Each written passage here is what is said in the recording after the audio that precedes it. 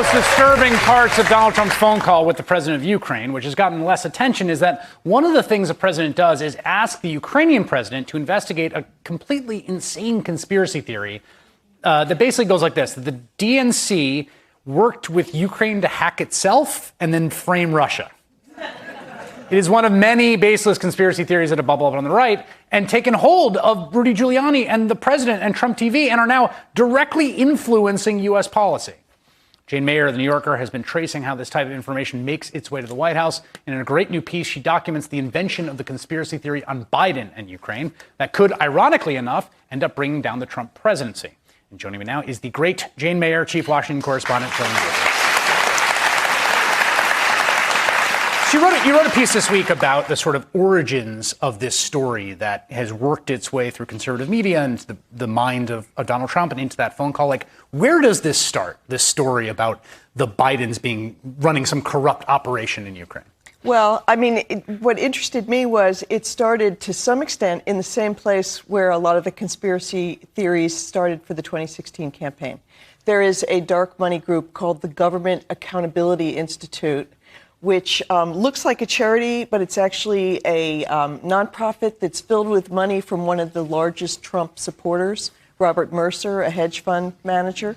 And it exists to create opposition research, basically, that they can get into the mainstream media. And that's where a lot of this began. So Robert Mercer was a funder of Steve Bannon's and Breitbart, right? And Cambridge Analytica, and he runs this. Right. And there's a guy that works for GA, this innocuous-sounding government accountability institute, is named Peter Schweizer, right? What did he do in 2016?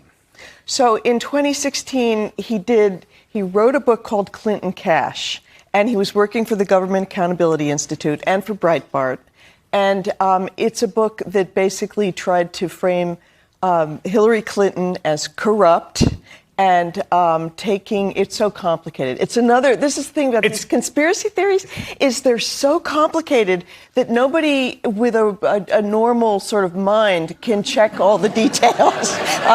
And a lot of them are foreign, because the thing with the Hillary Clinton thing was about Uranium One, right, which is uranium sale, yes. Uranium sales and Russia and Putin and you're sitting at your desk thinking, how am I ever going to check this? And you hardly can. And so it started. So there was this book, Clinton Cash, and it was created with the help of Steve Bannon and this Trump supporter's money, and Peter Schweizer, who wrote it, to get this story into the mainstream press. And it did hit the front page of the New York Times. They partnered with the New York Times. Right? They got an exclusive look at the book, isn't that right? And they ran The Times is very touchy about this. They are, okay? Yes. And they are saying, we made no deals. All I can tell you is in 2015, the year, as the election was gearing up, they mentioned the book on the front page and referred to the story that basically made Hillary Clinton looked like she was selling America's national security in exchange for money for the Clinton Foundation. Yes, and basically this narrative gets set, right, about Clinton shady donors and Clinton shady money and Clinton shady dealings. And right, you hear it repeated often on the campaign trail by Donald Trump. It's boosted by the Schweizer book. And one of the points you make in your piece is they are running the exact same play. It's the literal same play in 2020. Right, yeah. Exactly. And so I'm looking at this story and trying to trace back where it's coming from, and I think, oh no, we have seen this movie before, and the press is no better capable of screening for it, because we're really not set up to sort of screen out disinformation. And one of the things that I have to say is a kind of a work of genius on the part of Bannon and the Government Accountability Institute is they realized that reporters were skeptical of spin that seemed partisan, but that they would take dirt. If there's really good dirt, right, like Oppo, basically, on public figures, and so they took a look at Biden. We're coming into this election now, and you've got a president who has his own corruption issues. And so what do? They look for a way to make the Democrat look corrupt. And Biden's son is indeed involved in this sort of wheeling and dealing in the Ukraine that seems pretty seamy in a lot of ways. It's not great. No. But what the conspiracy theory develops is that the vice president is the one who's going to save his son by stopping him from being investigated. And that's not true. No, in fact, it's literally the opposite of the truth. The prosecutor, opposite, exactly. My favorite tell on this, so the prosecutor that Biden calls to fire, right, had already put aside this case. And in fact, he was being called to fire by the entire world because he was not investigating prosecution. Right? So multiple reporters who have reported this story said, no, you don't understand. Joe Biden getting rid of this guy was, if anything, going to put his son at risk. Right? Like, it would be more likely that his son would end up on the wrong side of investigation if they got rid of this guy. It was literally the opposite of the conflict that they are alleging against. But for 2 years, you've got these Republican and conservative operatives pushing this fake conspiracy theory. Yes. And you can watch, if you go back and look, and you can see how it's like a game of telephone. It gets worse and worse and worse, and then somewhere along the way comes Rudy Giuliani. And when he gets into it, it gets all over Fox. And when it's all over Fox, it gets directly into the president's brain. And then he's convinced that that phony conspiracy theory is real. Is real. And then he's using the American state to essentially pursue it, investigate it. Exactly. So they kind of snookered themselves in some ways in the end of the day. Yeah. What's fascinating to me is, I think for a long time there was sort of a bifurcation in the media where the folks like the president and politicos would read the New York Times, they'd read the Wall Street Journal, and then the base would watch Fox News and listen to Rush Limbaugh. But now they all, like the members of Congress and the president's staff, the president's lawyers, they all just watch Fox all day. Like they all read this stuff. And I think they largely believe a lot of it. Well, you can see in this whole thing, it's an incredible danger, not just for the United States, but also even in a weird way for the president himself, because he got caught up in his own echo chamber on this thing. And then the next thing you know, he's on the phone with the president of Ukraine, trying to use leverage to get him to go along with a story that the president of Ukraine knows isn't true. Right. And it's a disaster. Right. And he may get himself impeached over this. You've written a lot and researched a lot on dark money and the way that dark money moves.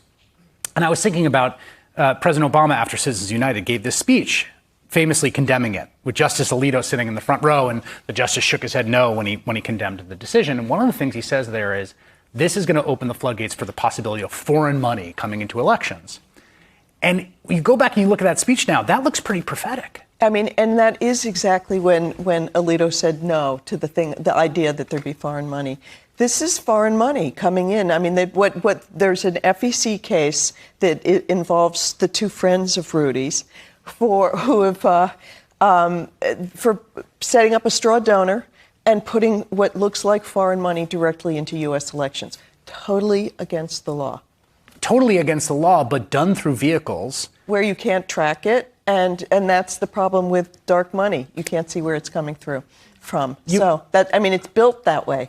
You've also been you've done a lot of reporting on the vice president as well, profiled him. It is fascinating to watch him try to navigate this because he is directly implicated. He was the one who was sent to send messages to Zelensky. We know that. He says that he talked about corruption, which we know what that's a code word for. And yet he also is trying to distance himself from the actual sort of abuse of authority that we saw on the phone call. Well, I mean, he has said that he didn't know what that corruption thing was about exactly. He was just carrying a message. He was just carrying a message. Somebody said that up until this point, he's been the vice president who wears like asbestos underwear. Everybody else is catching on fire, but somehow he's managed not. I think it's getting hot, though. Yes.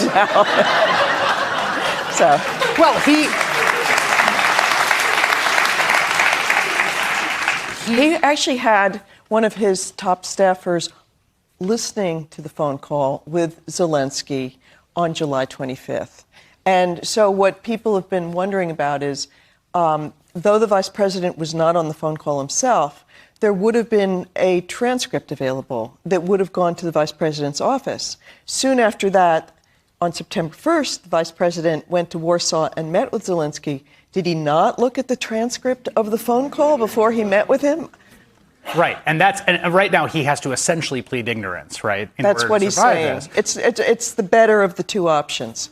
You've seen him also just completely unable to give any kind of accounting. He was one of our own reporters actually pressed him, I thought, quite well at a rope line at an event he did with Joni Ernst, and he just won't answer the question like, did you know the president wanted them to open an investigation of the Bidens?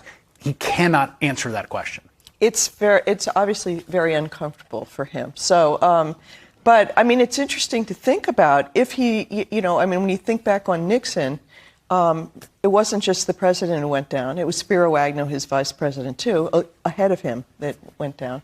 I mean, it could create an opening at the top that would be difficult and interesting. Yeah, that's an understatement. Jane Mayer, who is in town tonight because tomorrow she's going to be interviewing Nancy Pelosi as part of the New Yorker Festival, which should be a fascinating conversation. Thank you so much for being here tonight. Thank you. Hey there, I'm Chris Hayes from MSNBC. Thanks for watching MSNBC on YouTube. If you want to keep up to date with the videos we're putting out, you can click subscribe just below me or click over on this list to see lots of other great videos.